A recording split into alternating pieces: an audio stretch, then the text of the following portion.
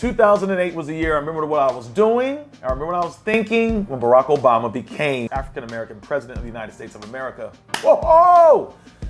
That was awesome. I don't care if you despise Barack Obama and all of his political ideology. It has nothing to do with politics. You just have to put yourself in my shoes for a second.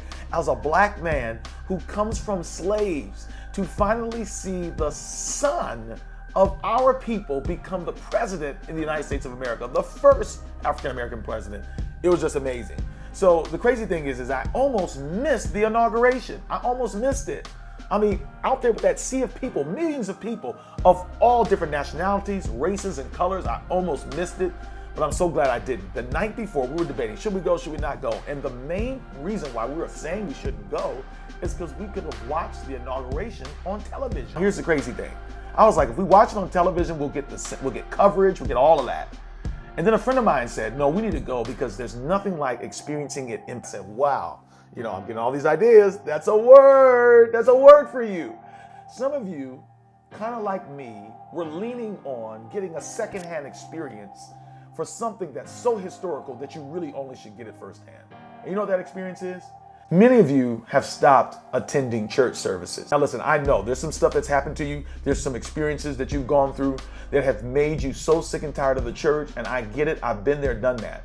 However, the Lord just showed me something the other day, that is actually the genius of church.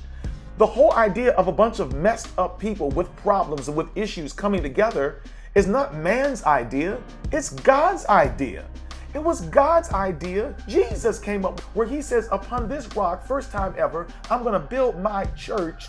The Greek word is ekklesia, not a building, but a group of people from all different backgrounds who are trying to go in the same direction to come together. Yes, there are people there that are going to try your patience. Yes, people there that may judge you. Yes, there are going to be people there who are hypocrites. Yes, there are going to be people there with problems. But don't you have problems?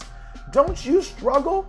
But that's the genius of what Jesus did. He understands that when you put a bunch of people together that have issues, that's the only way you can learn patience is when people try your patience. The only way that you can learn how to love is when people act unlovable. The whole purpose of church is not to make you comfortable. The whole purpose of church is not for people to congratulate on how good of a person you are and celebrate how good we are. No, the whole purpose of church is so that we can celebrate how good Jesus is.